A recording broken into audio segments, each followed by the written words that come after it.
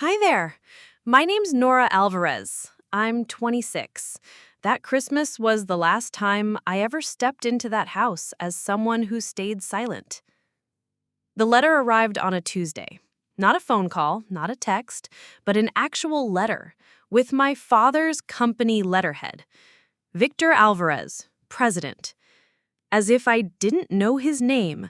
As if I hadn't carried it for 26 years, even when he wished I wouldn't. Before we jump back in, tell us where you're tuning in from.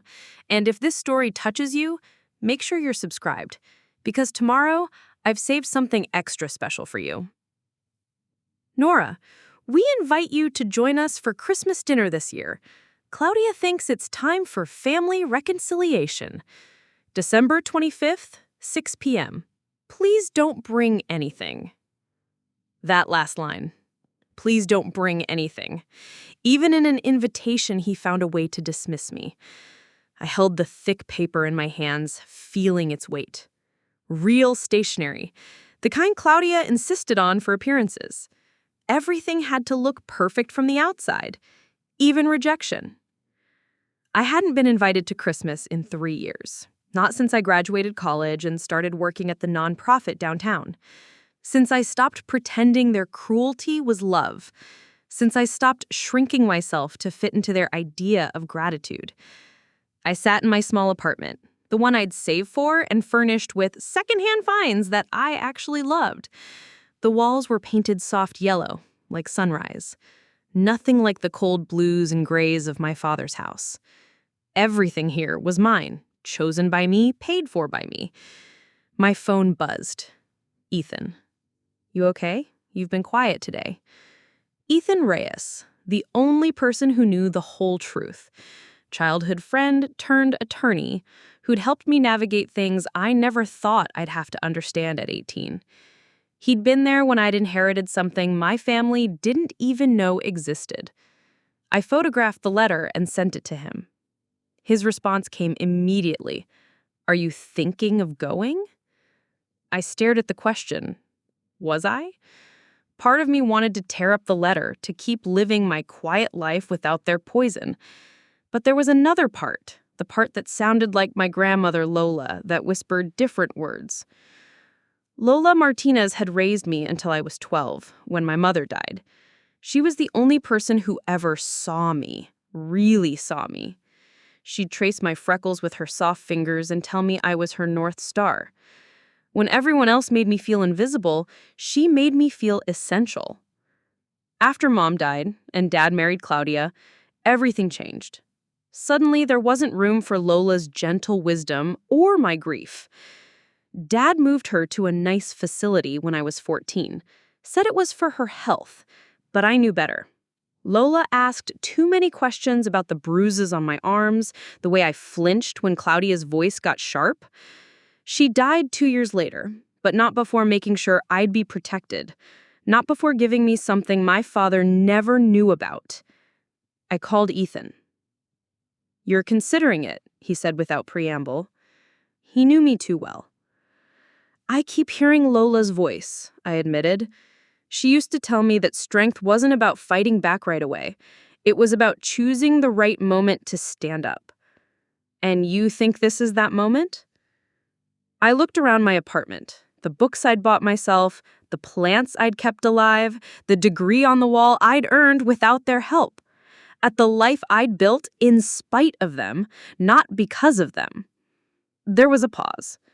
Ethan knew about the property. He'd been the one to help me understand the trust documents when I turned 18, the ones that gave me something they never expected a disappointment like me to have.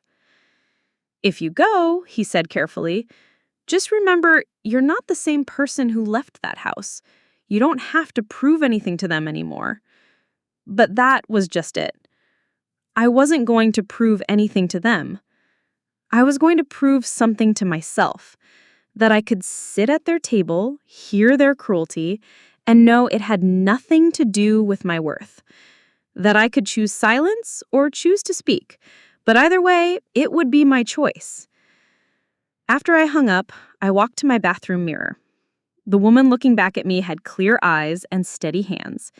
She looked like Lola around the cheekbones, but she had something Lola never had the chance to use: power.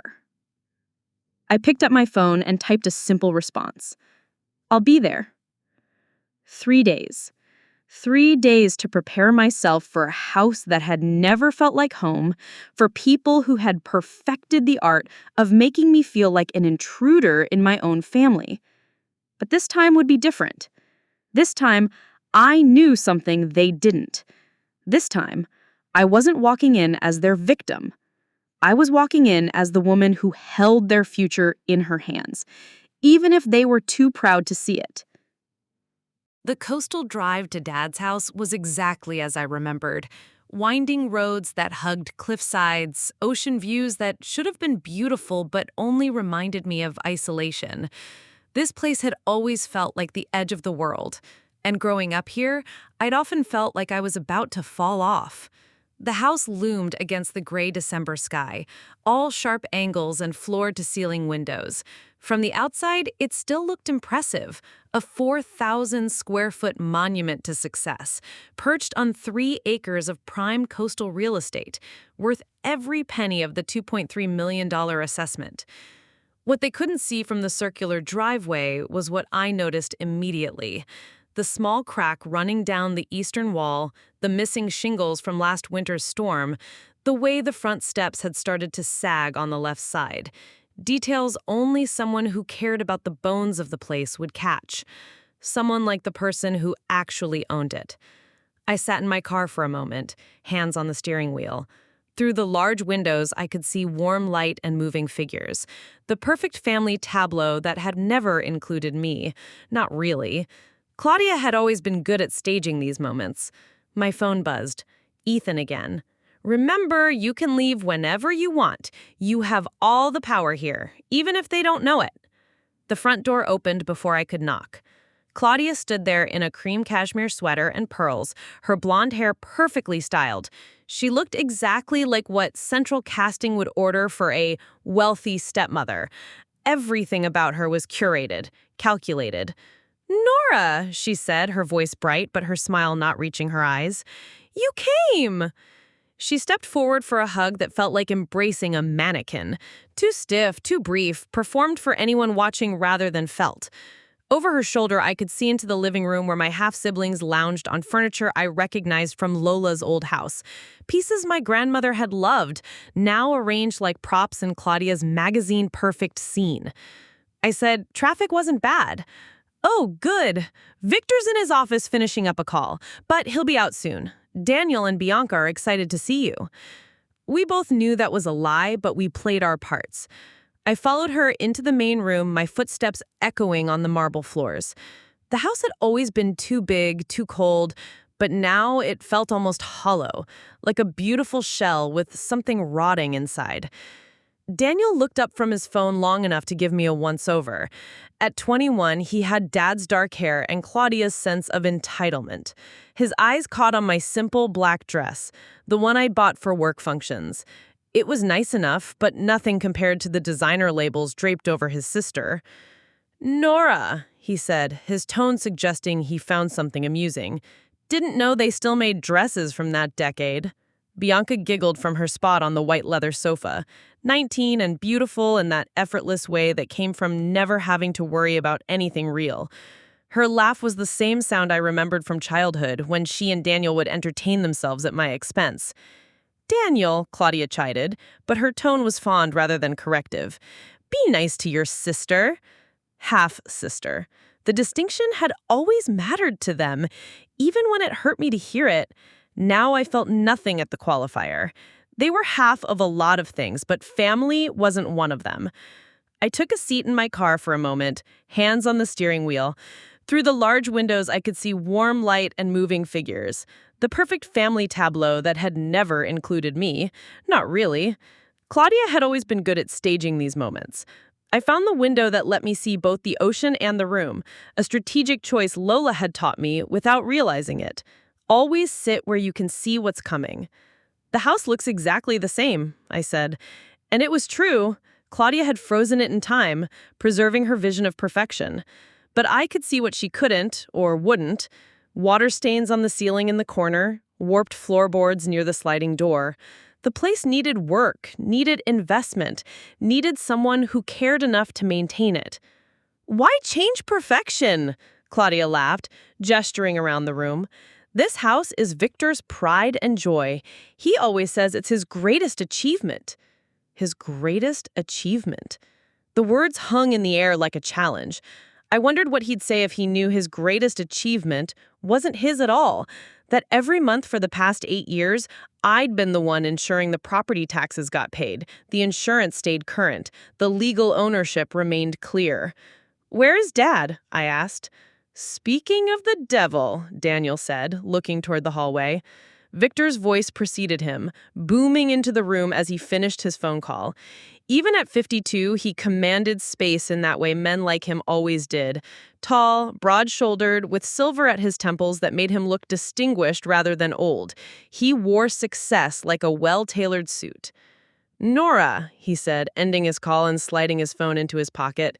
His tone was neutral, guarded. "Glad you could make it." No hug, no warmth, just acknowledgement, as if I were a colleague who'd shown up to a business meeting. In his mind, maybe that's what I was, someone to be managed rather than loved. "Thank you for inviting me," I said, matching his formal tone. He settled into his leather chair, the one positioned to overlook the room like a throne.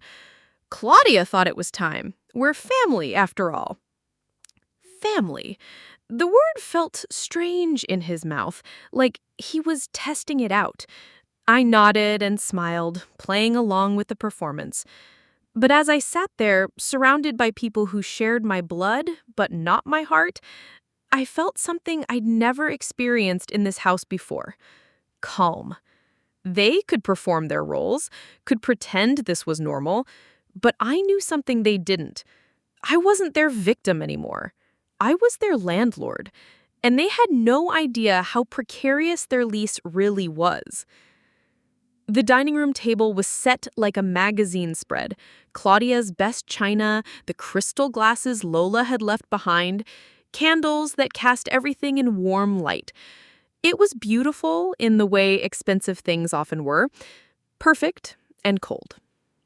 I took the seat they gestured me toward, naturally the one farthest from Victor's position at the head of the table. Even the seating arrangement was a hierarchy, and I'd always been at the bottom of it. 2 of Dad's distant cousins had joined us, people I barely knew, but who nodded politely when introduced. Safe witnesses to the family's performance of unity. Claudia was good at curating audiences. "Nora, you look thin," one of the cousins said as we settled in. "Are you eating enough?"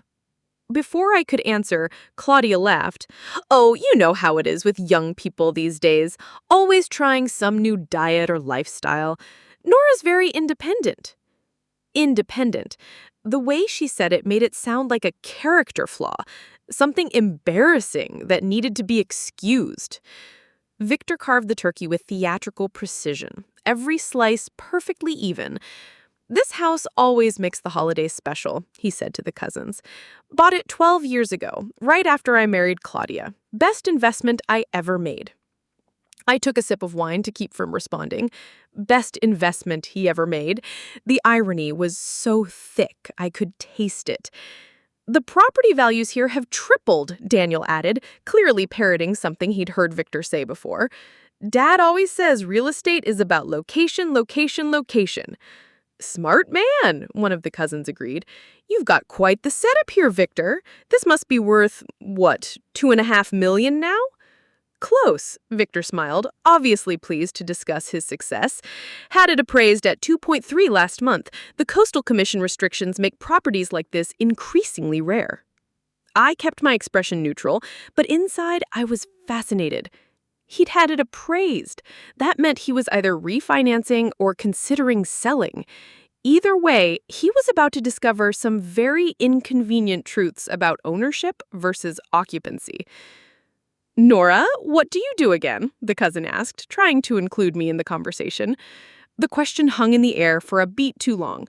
Not because I didn't want to answer, but because I could feel the family's collective bracing for embarrassment. I work at a nonprofit downtown, I said simply. We help families navigate housing and legal services. Daniel snorted. She hands out pamphlets to homeless people. It's not, I started, but Bianca cut me off. Remember when she wanted to major in social work? We tried to tell her it wasn't practical, but she was so determined to save everyone. The way she said save everyone made it sound ridiculous, naive, like compassion was something to be outgrown. Well, said the cousin awkwardly, that's very noble. Noble. Another word that meant well-intentioned but useless. The pay must be challenging, Claudia added with false concern. I worry about young people these days, how they'll ever afford to buy homes or start families with those kinds of jobs. There it was, the familiar sting of being reduced to my salary, my perceived failures, my inability to measure up to their standards of success. Once upon a time, this conversation would have left me feeling small, defensive, apologetic for taking up space. Now, I just felt curious about how long they could sustain this performance. I do okay, I said calmly. My needs are simple. Simple, Victor repeated, as if tasting the word. I suppose that's one way to look at it. What about dating? Bianca asked with fake sweetness. Anyone special? I could see where this was leading, the implication that I was alone, unwanted, probably destined to be the spinster aunt who showed up to holidays out of charity. I'm focusing on other things right now, I said. Other things, Daniel smirked. Like what? Saving the world, one pamphlet at a time? The cousins laughed uncomfortably. This was getting meaner than they'd expected from a family dinner, but they didn't know this was actually Victor's family showing restraint. Daniel, Victor said, but his tone held more amusement than correction. Don't torment your sister. Half-sister, I thought, but I didn't say it. Instead, I cut my turkey into small, precise pieces and listened as the conversation moved on to Daniel's college plans and Bianca's modeling prospects. Their futures were bright, full of possibility, funded by family money and connections. I thought about Lola, who used to tell me that quiet people heard the most important things, that sometimes the people talking the loudest had the least to say. She would have hated this dinner, hated watching them treat me like a charity case in need of their tolerance. But she also would have reminded me that I wasn't really here for their approval anymore. I was here to witness something else entirely, to see how they behaved when they thought they held all the power. My phone buzzed quietly in my lap. Ethan, checking in. How's it going? Under the cable, I typed back, about to get interesting. Because I could see it in Victor's face, the way his jaw was tightening as the wine took effect, the way his eyes kept finding me across the table with something that looked like resentment.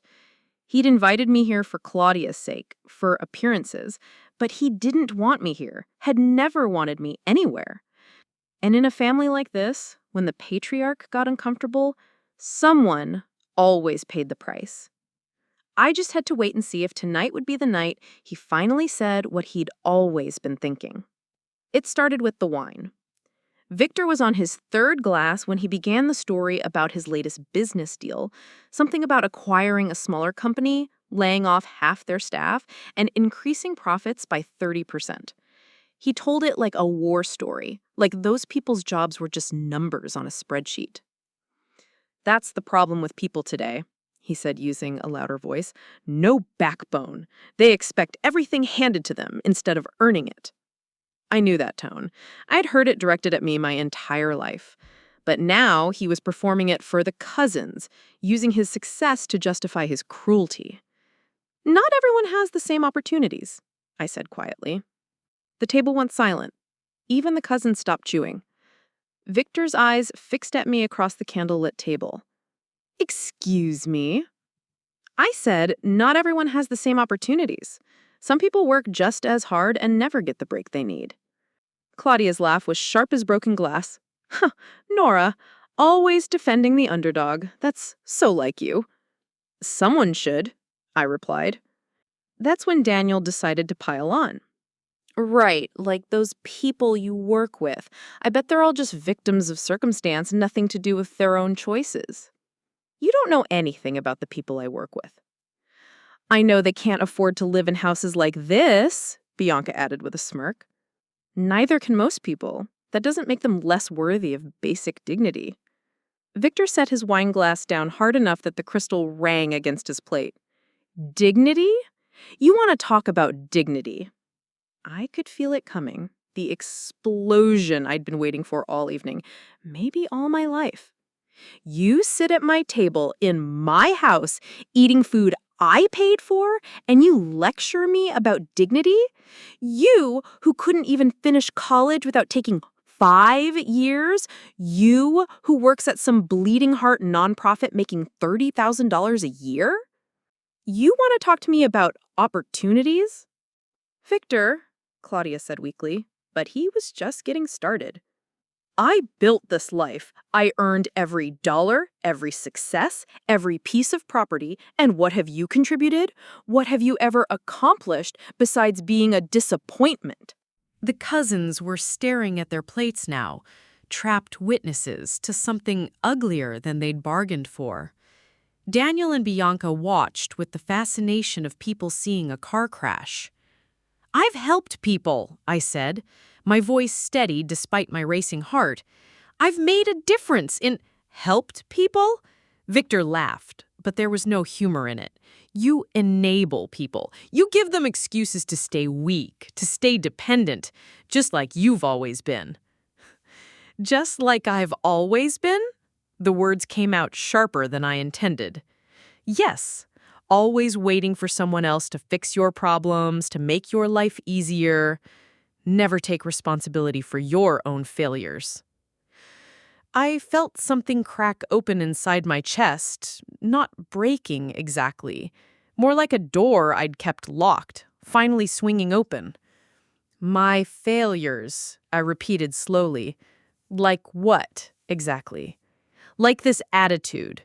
This victim mentality, this idea that the world owes you something because your mother died and you had to grow up." The room was so quiet I could hear the ocean through the windows. The cousins looked like they wanted to disappear. Even Daniel and Bianca seemed uncomfortable with how far this had gone. But not Victor. He leaned forward, his face flushed with wine and anger. "You want to know the truth, Nora? You want to know why we stopped inviting you to these dinners? Because you're poisonous. You bring everyone down with your negativity, your judgment, your constant need to make everyone else feel guilty for being successful. I never what? Never made it clear that you think you're better than us, more moral, more pure, while living off the scraps of what I built?" That's when something inside me went completely calm. Like the eye of a hurricane, where everything suddenly becomes clear. "What you built," I said. "Yes, what I built. This house, this life, this family, everything good you've ever had came from me, and you've never shown an ounce of gratitude."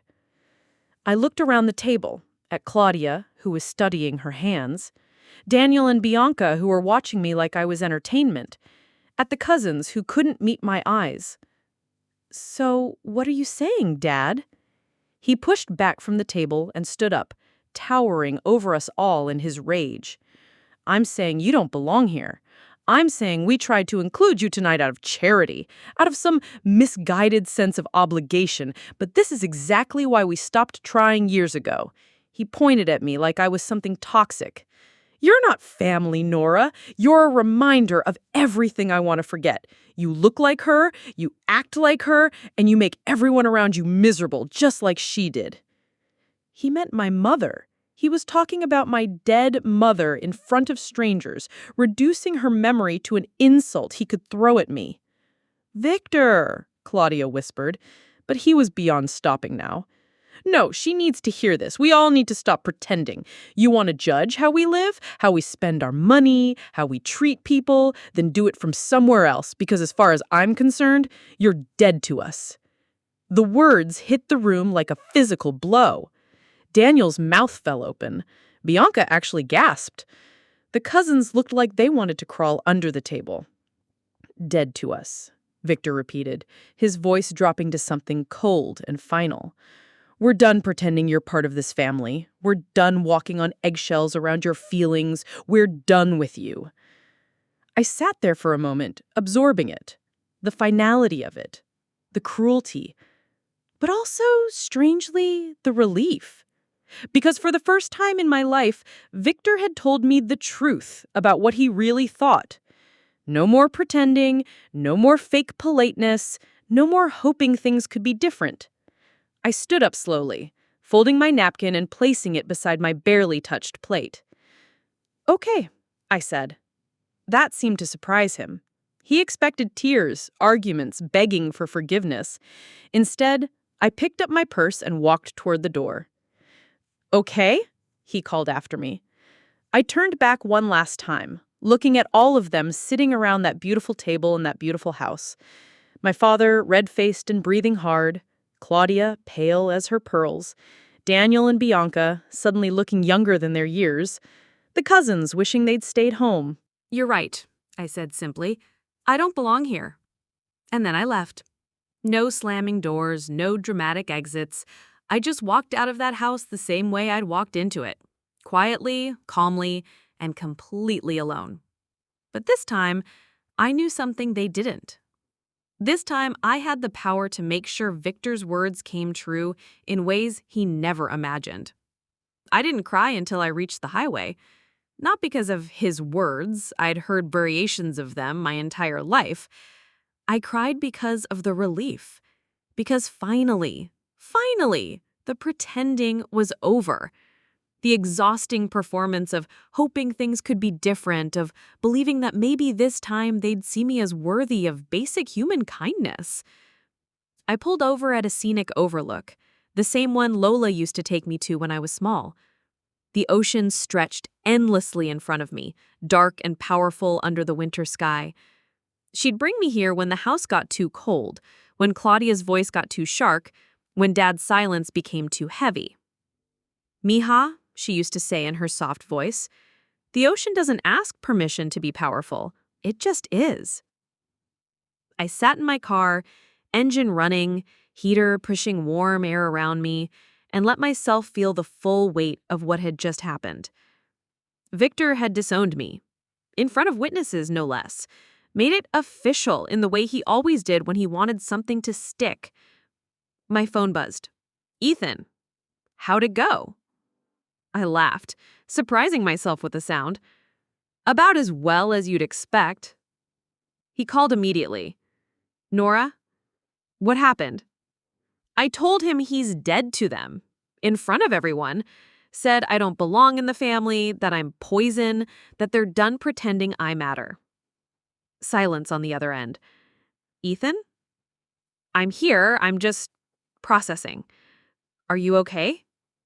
You know what's weird? I think I am. For the first time in years, I know exactly where I stand with them. No more guessing, no more hoping, no more wondering if I'm imagining how bad it is. And now?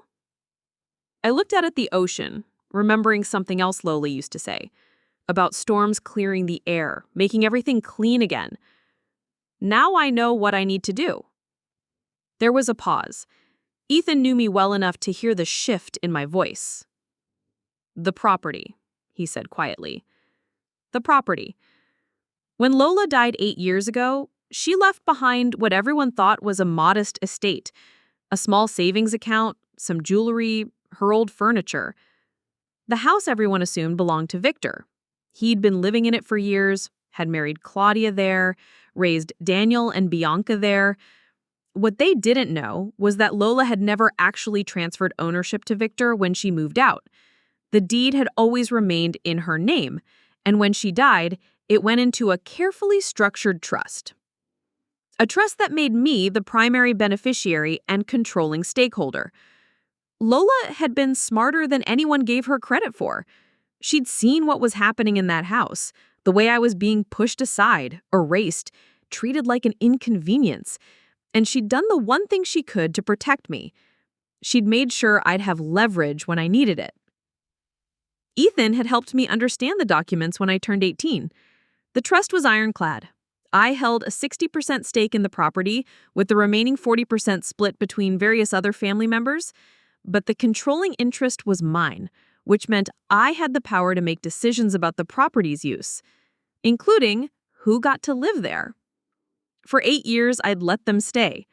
I paid the property taxes quietly, maintained the insurance, handled all the legal requirements of ownership while they lived their lives thinking Victor was the master of his domain.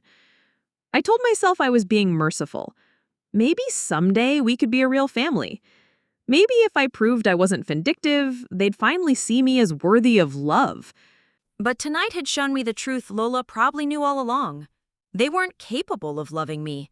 They were only capable of using me, tolerating me when it served their purposes, and discarding me when it didn't. How long would the process take? I asked. To terminate their residency? 60 days notice, assuming they haven't signed any formal lease agreement with you. They haven't. Victor never knew he needed to. Then we could have papers drawn up by tomorrow, official notice by the end of the week. I started the car and pulled back onto the highway. In my rearview mirror, the lights from Victor's house, my house, grew smaller and smaller until they disappeared entirely. Do it, I said. Nora, are you sure? Once we start this process, I'm sure. He said I'm dead to them. Well, dead people don't pay property taxes. Dead people certainly don't provide free housing to families who've disowned them. I could hear Ethan typing on his laptop, always prepared, always ready to help me navigate the legal complexities of a life I'd never asked for. There's something else, he said. If we're doing this, we should document everything. The condition of the property, any damage or neglect, maintenance issues they've ignored. Build a case for why the change in occupancy is necessary. There's plenty of that, I said, thinking of all the small signs of deterioration I'd noticed. They've treated it like it belongs to them, but they've never actually taken care of it. Good. We'll need photos, documentation, maybe even a professional assessment. As I drove through the night, I felt something I hadn't experienced in years. Not happiness exactly, but something cleaner. Purpose, direction, the feeling of moving towards something instead of just enduring. Lola had given me a gift when she died, but I'd been too afraid to use it, too hopeful that love could exist where it had never taken root, too convinced that being good meant accepting whatever scraps they threw me. But tonight, Victor made it clear. I wasn't family. I was dead to them. Fine. Let them see what death looked like. Let them see what happened when the person they'd spent years dismissing turned out to hold the keys to everything they valued most. By the time I reached my apartment, I wasn't crying anymore. I was planning.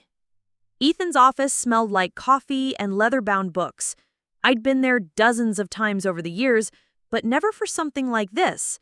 Never to weaponize the gift my grandmother had left me. I've drafted the notice, he said, sliding a folder across his mahogany desk. It's straightforward. 60 days to vacate the premises, citing change in ownership circumstances and need for primary residence. I opened the folder and read through the legal language. Formal, impersonal, devastating. The kind of document that would arrive like a bomb in their perfect lives. Primary residence? I asked. You don't have to actually move in, but it gives you legal grounds for the eviction that will be hard for them to challenge. The property is residential, you're the owner, and you have the right to occupy your own home. I thought about that. My own home. I'd never really considered living in the beach house, had I? I'd always seen it as theirs, even though the paperwork said otherwise. But maybe it was time to stop thinking like a victim and start thinking like an owner. What happens when they get this? Ethan leaned back in his chair, his expression serious. They'll probably call you first, try to negotiate, argue, maybe even threaten. When that doesn't work, they'll likely hire their own attorney to challenge the eviction. Can they win? Not with these documents. He gestured to another folder. Your grandmother was meticulous, every T crossed, every I dotted. The trust is bulletproof. Your ownership is clear, and you've been responsibly maintaining the property for 8 years. Any judge will see that you've been more than generous in allowing them to stay rent-free. Rent-free. I'd never thought of it that way, but that's exactly what it had been. 8 years of free housing in a multi-million-dollar property, and they'd never even thanked me, had never even known to thank me. There's something else, Ethan continued. I did some research on the property's current condition. If they've been neglecting maintenance, that could actually work in our favor. Grounds for immediate termination if they've damaged the property. I thought about the cracked walls, the sagging steps, the water stains I'd noticed. They have. I saw it yesterday. Small things, but they're adding up. We should document everything. I can arrange for a property inspector to do a full assessment.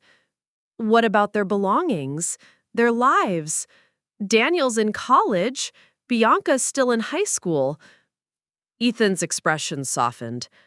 Nora, I know this feels harsh, but they made their choice last night.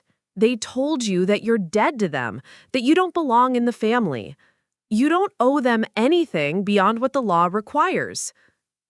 He was right, but it still felt enormous, life-changing, the kind of decision that couldn't be undone. What did your grandmother tell you when she set up this trust? He asked gently. I closed my eyes, remembering. I'd been 18, sitting in this same office with Lola beside me, listening as the lawyer explained documents I barely understood. She said someday I might need to choose between being kind and being safe. That if that day ever came, I should choose safety. That she'd given me the tools to protect myself, but I had to be brave enough to use them. Sounds like that day has come. I picked up the pen and signed the notice. My signature looked small on the official document, but it felt like the most powerful thing I'd ever written. 60 days, I said. 60 days. And after that? After that, the house is yours, truly yours. You can sell it, renovate it, live in it, do whatever you want with it. For the first time in your adult life, you'll have complete control over something that matters. Complete control. The phrase sent a shiver through me, but not out of fear, of possibility. What about them? Where will they go? That's not your responsibility anymore, Nora. Victor made good money from his business. Claudia comes from wealth. They have options.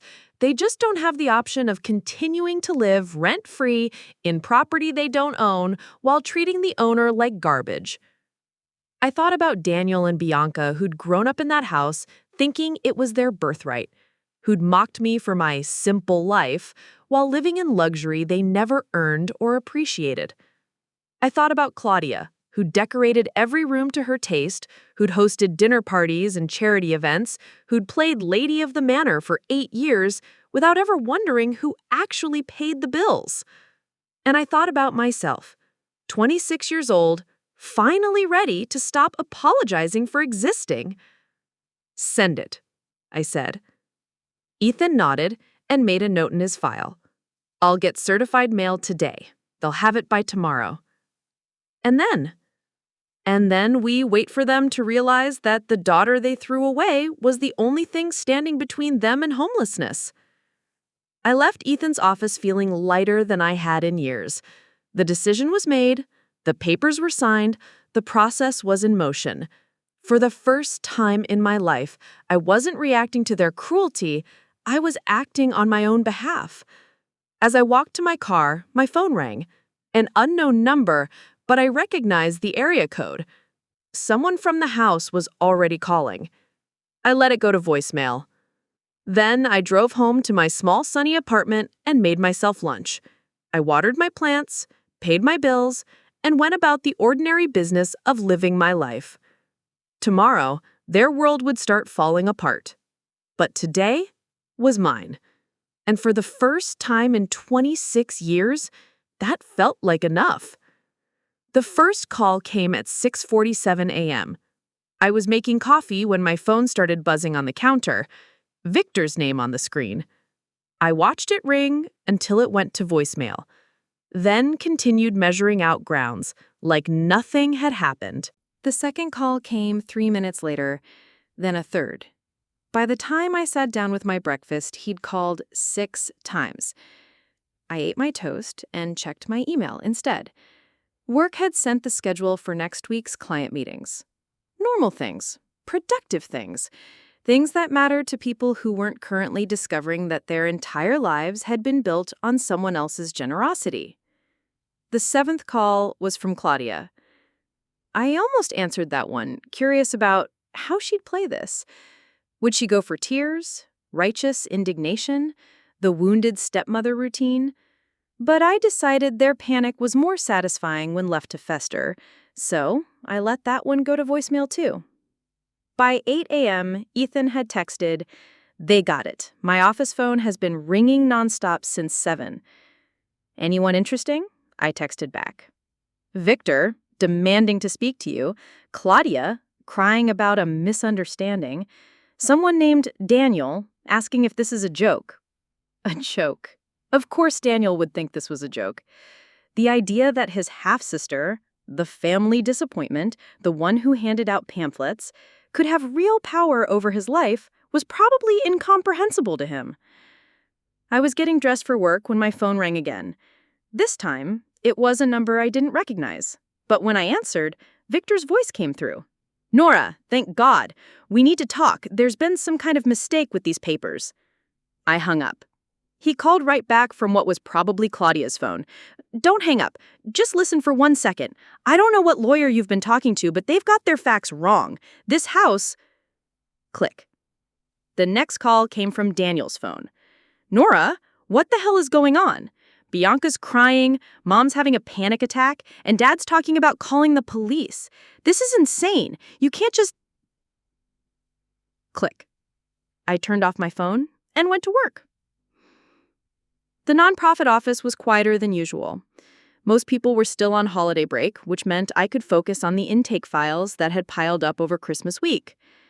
Families who'd lost their housing, people navigating medical bankruptcies, kids who aged out of foster care with nowhere to go. Real problems. The kind that didn't involve rich people discovering they weren't quite as untouchable as they thought. Around noon, my coworker Maria poked her head into my office. "Someone's here to see you," she said, her expression curious. "Says she's your stepmother?" I looked up from the case file I'd been reviewing. Through the glass partition, I could see Claudia in the waiting area. She looked smaller than she had at Christmas dinner. Her perfect posture wilted. Her designer coat was wrinkled, her makeup smudged at the corners. I said, "Tell her I'm not available." "Are you sure? She seems really upset." "I'm sure." Maria nodded and went back to the front desk. I watched through the glass as she delivered the message. Claudia's face crumpled, and for a moment, she looked genuinely devastated. Then, she straightened up, smoothed her coat, and walked out with as much dignity as she could manage. I felt a flicker of something that might have been sympathy. Then I remembered Christmas dinner. Remembered her fake concern about my job, her casual dismissal of everything I cared about, her silence when Victor eviscerated me in front of strangers. The sympathy passed. My phone had 17 missed calls when I turned it back on at lunch. Voicemails from Victor, Claudia, Daniel, even Bianca. I deleted them all without listening. But one message made me pause. It was from one of the cousins who'd been at dinner, a woman named Patricia I barely knew. "Nora, honey, I just wanted to say, what happened at Christmas wasn't right. I should have spoken up. I'm sorry I didn't.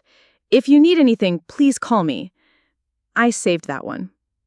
By the time I got home that evening, there was a Mercedes parked outside my apartment building. Victor sat behind the wheel, his face grim. When he saw me, he got out and walked over like he was approaching a business negotiation. "We need to talk," he said. "No, we don't." "Nora, this is ridiculous. I said some things I shouldn't have said. I was drunk, I was stressed about work, and I took it out on you. But this, he gestured vaguely at the air between us. This is nuclear. This destroys everything. I looked at him standing there in his expensive coat, his silver hair perfectly styled even in crisis. He looked exactly like what he was, a man who'd never been told no in his adult life, suddenly discovering the limits of his power. "Good," I said. "Good?" His voice went up an octave.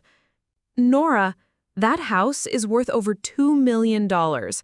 Daniel starts his senior year of college in January. Bianca's applications are due next month. We have a life there. You had a life there," I corrected. "Built on property you never owned, sustained by generosity you never acknowledged, paid for by taxes I've been covering for 8 years while you treated me like garbage." His face went red. 8 years? What are you talking about? I've been paying. You've been paying utilities and maintenance. I've been paying property taxes, insurance, and legal fees. Did you ever wonder how the county assessments always got handled so smoothly? How the insurance never lapsed? How there were never any liens or legal complications? I could see the exact moment he realized what I was saying. His face went pale, then flushed again. "That's impossible. The house was left to me when your mother died." "The house was left to Lola when Mom died, and Lola left it to me. You've been living in my property for 8 years, Victor. I just never bothered to charge you rent." He stared at me like I was speaking a foreign language. "But I've been making improvements, paying for renovations." "Improvements to someone else's house, which I appreciate, by the way. You've been a decent property manager." The word manager hit him like a slap. I could see his whole self-image reshuffling, trying to accommodate this new reality where he wasn't the master of his domain. "This is revenge," he said finally. "Pure spite. You're destroying a family because your feelings got hurt." "I'm not destroying anything, Victor. I'm just no longer subsidizing your lifestyle. If that destroys your family, maybe your family was never as solid as you thought." He took a step closer, and for a moment I saw something desperate in his eyes. "What do you want? Money? An apology? What will take to fix this?" "Nothing," I said simply. "There's nothing you can give me that I want. There's nothing you can say that I need to hear. You made it very clear on Christmas that I'm dead to you. Dead people don't own houses. Dead people don't pay taxes. Dead people don't provide free housing to families who've disowned them." "I didn't mean—" "Yes, you did. You meant every word. And now you get to live with the consequences." I walked toward my building, leaving him standing beside his expensive car in the growing darkness. 60 days, Nora. 60 days isn't enough time to find somewhere else, not in this market. I turned back one last time. "Then maybe you should have thought of that before you decided I was dead to you." They came as a family unit on a Saturday morning, 3 weeks after receiving the eviction notice. I was reading on my couch when the buzzing started, long, aggressive presses of my apartment buzzer that echoed through the small space like an alarm. Through my window, I could see Victor's Mercedes in the visitor parking, all 4 doors open like they'd abandoned ship in a hurry. When I didn't answer the buzzer, they started calling from the lobby phone. "Nora, we know you're up there. We just want to talk. Please, we're family." Family. The word that had meant so little to them when it might have mattered to me. The knocking started 10 minutes later. Somehow, they'd gotten past the building's security door, probably tailgated behind another resident. The sound echoed through my apartment. Deliberate, demanding, entitled. "Nora!" Victor's voice was muffled by the door but still commanding. "Open up! We're not leaving until we settle this." I stayed on my couch, book in my lap, waiting. "We brought Bianca," Claudia called out, her voice higher now, more desperate. She wants to apologize for Christmas. She's been crying for weeks. Through the door, I could hear muffled conversation. Bianca's voice, tear-choked and young. This is so embarrassing. What if someone sees us? Daniel, irritated. Just tell her we'll give her whatever she wants. Money, an apology, whatever. More knocking. Harder this time. Nora, this is insane, Victor shouted. You can't just throw your family out on the street over one fight. Open this door and let's talk like adults. Adults. I almost laughed. Adults didn't show up uninvited to someone's home and demand entry. Adults didn't spend 26 years treating someone like a burden and then expect forgiveness the moment consequences appeared. But I was curious about what they'd brought to this negotiation, what cards they thought they had left to play. So I opened the door. They looked like refugees from their former lives. Victor's usually perfect hair was disheveled, his expensive shirt wrinkled. Claudia's makeup couldn't quite hide the dark circles under her eyes. Daniel looked sullen and defensive, like a teenager being forced to apologize for something he didn't think was wrong. And Bianca, 19 years old, beautiful, privileged Bianca, looked genuinely scared. Thank God, Claudia breathed, stepping forward like she wanted to hug me. I stepped back, keeping the door frame between us. You have 5 minutes, I said. Victor pushed past Claudia, his business instincts kicking in. Nora, let's skip the games. What do you want? A formal apology? Financial compensation for whatever you think you've been owed? Name your price. My price? Everyone has a price. Everyone wants something. Just tell us what it'll take to make this go away. I looked at him. This man who'd raised me, who'd married my mother, who'd shared a house with me for 18 years, and realized he truly didn't understand that some things couldn't be purchased. There is no price, Victor. This isn't a negotiation. Claudia pushed forward, tears starting. But it has to be. Nora, please. You have to understand this house isn't just property to us. It's our home. It's where I raised my children, where we built our life together. It's where you built your life on someone else's foundation, I interrupted. For 8 years. We didn't know, Bianca burst out, her voice cracking. We had no idea you owned it. If you'd known, would you have treated me differently? Would you have included me in family decisions? Would you have thanked me for letting me live there rent-free? The silence that followed was answer enough. Daniel shifted uncomfortably. Look, we're sorry about Christmas, okay? Dad went too far. We all know that. But this is crazy. You're talking about making us homeless over one bad night. One bad night? I repeated. Is that what you think this is about? Isn't it? Victor's voice had an edge now, his patience wearing thin. You're punishing us because I lost my temper and said some things I didn't mean. You meant every word, Victor, and it wasn't one bad night. It was 26 years of bad nights. 26 years of being treated like I was lucky to exist in your presence. 26 years of being reminded that I didn't quite belong, didn't quite matter, didn't quite deserve the same consideration as your real family. That's not, Claudia started. That's exactly how it was. And you all knew it. You participated in it. You benefited from it. I looked at each of them standing in my doorway. These people who shared my blood but had never shared my struggles. Christmas wasn't the problem. Christmas was just the moment you finally said out loud what you'd been thinking all along.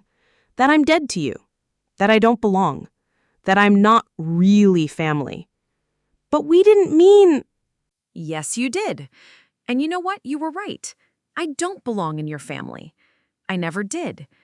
Because your family is built on the idea that love is conditional, that acceptance has to be earned, that some people matter more than others. Victor's face was getting red again, his business composure cracking. So that's it? You're going to destroy everything because you feel sorry for yourself? I'm not destroying anything, Victor. I'm just no longer pretending that what we had was love. I'm no longer accepting scraps and calling them a meal. The house is worth millions, he said desperately. If you sell it, you could... I'm not selling it. That stopped him cold. What? I'm not selling it. I'm moving in. The four of them stared at me like I'd announced I was moving to Mars. Moving in? Claudia whispered. It's my house. Why wouldn't I live in it? But it's so big, Bianca said weakly. You'd be there all alone. I've been alone my whole life. At least now I'll be alone somewhere beautiful. Victor's last attempt at control kicked in. You can't do this, Nora. I'll fight you in court. I'll claim adverse possession, tenants' rights, whatever it takes. I won't let you steal my home. Your home, I repeated. Victor, you've never owned that house for a single day. You've been living there at my discretion for 8 years, and that discretion has expired. I'll sue you for everything you have. With what money? You've been living rent-free for almost a decade. How much have you actually saved? The question hung in the air, because we all knew the answer. They'd been living like millionaires on someone else's property, spending their income on luxuries instead of building real wealth. I stepped back and began to close the door. 37 days left, I said. I'd start looking if I were you. Nora, please, Claudia reached for the door. Don't, I said firmly. Don't come back here. Don't call me. Don't send intermediaries. You wanted me dead to you? Consider your wish granted. I closed the door and turned the deadbolt. Through the thin wood, I could hear them arguing in the hallway. Victor's voice angry, Claudia's tearful, the kids' voices confused and frightened. Then gradually, silence. I went back to my couch, picked up my book, and continued reading. Outside, the Mercedes sat in the parking lot for another hour before finally pulling away. They'd come expecting negotiation and left with nothing but the countdown of days until their comfortable life ended.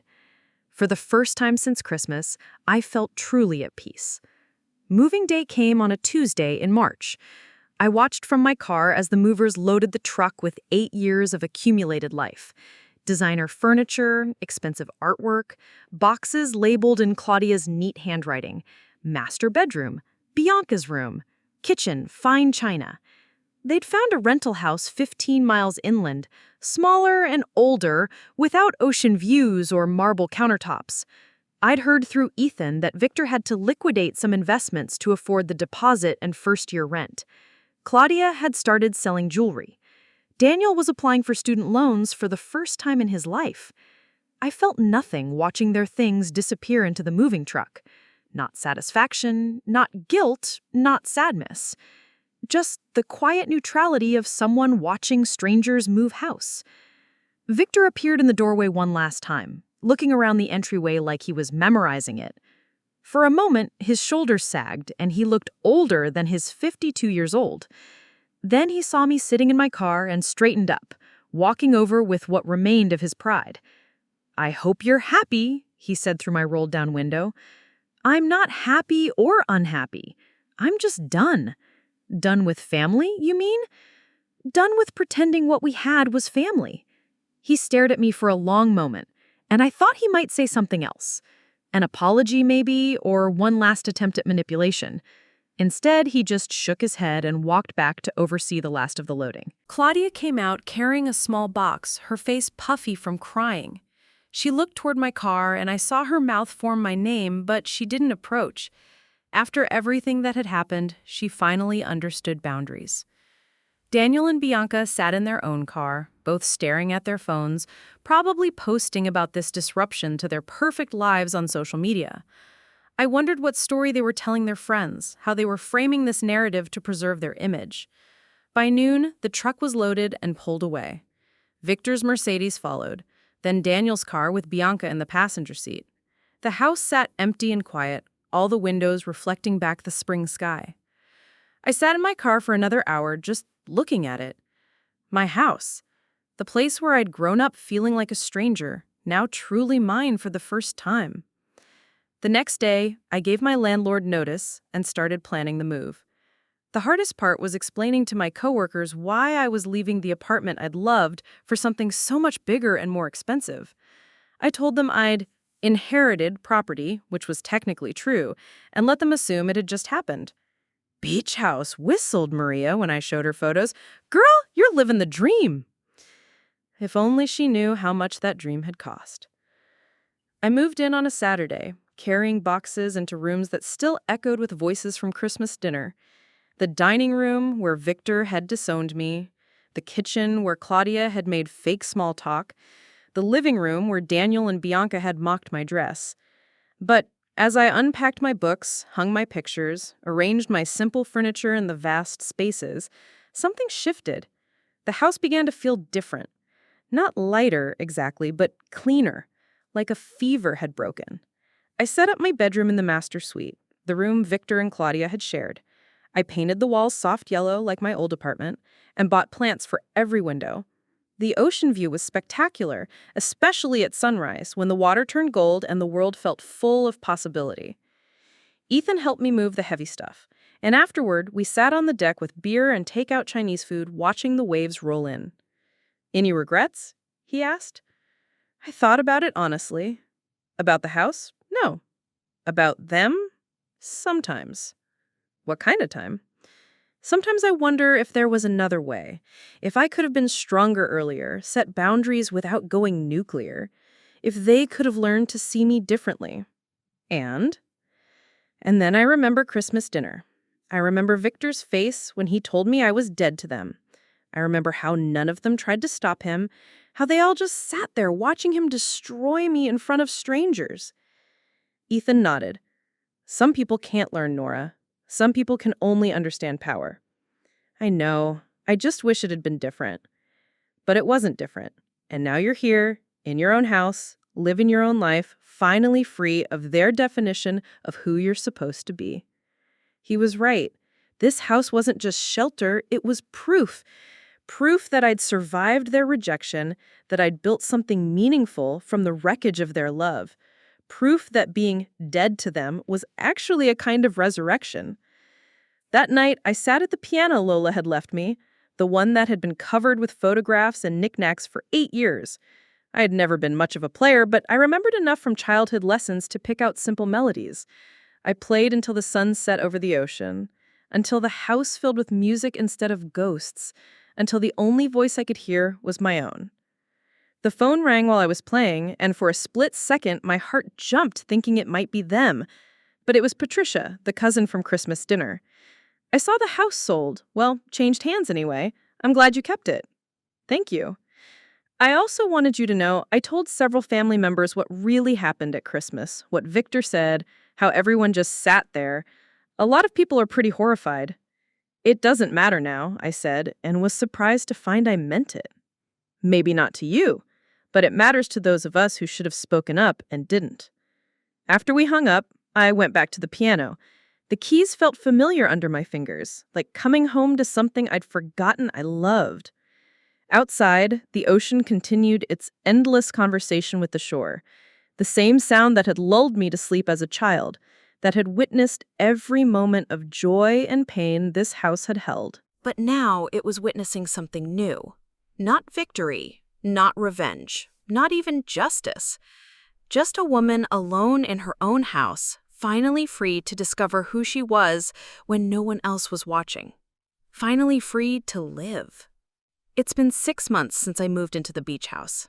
6 months since I stopped being the daughter who waited for crumbs and became the woman who owns the table.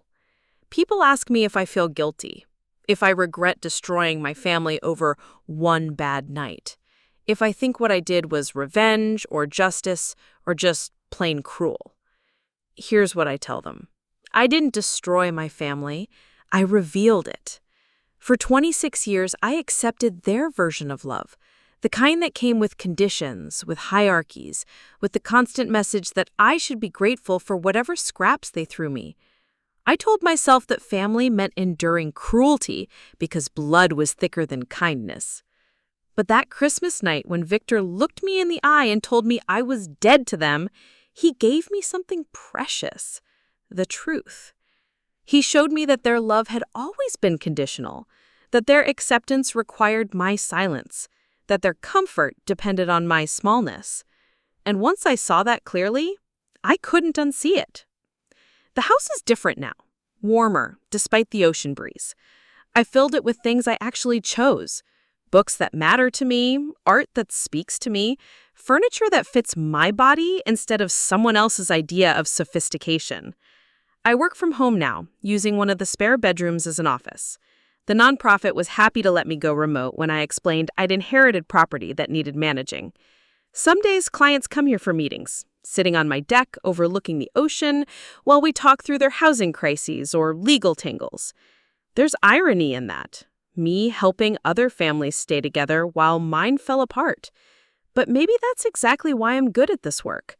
I understand what real love looks like now. It's not perfect, but it's honest. It doesn't require you to shrink yourself to fit. I still think about them sometimes. Wonder if Daniel finished college, if Bianca got into the schools she wanted, if Claudia ever figured out how to be happy in a smaller house. I hope they're okay. I really do. But I don't miss them. And that tells me everything I need to know about what we actually had. Lola's piano sits in the living room now, no longer buried under other people's decorations. I play it most evenings, simple songs that fill the space with something that belongs to me. Sometimes I play pieces she taught me as a child, and I swear I can feel her approval in the ocean breeze. She knew, somehow, that this day would come, that eventually I'd need to choose between their version of family and my own version of peace. She gave me the tools to make that choice, wrapped in legal documents I was too young to understand, but old enough to use when the time came. The question isn't whether what I did was right or wrong. The question is whether I'm finally living a life that's mine. And sitting here in my house, truly my house, watching the sunset paint the ocean gold, I know the answer. I am. So I ask you this.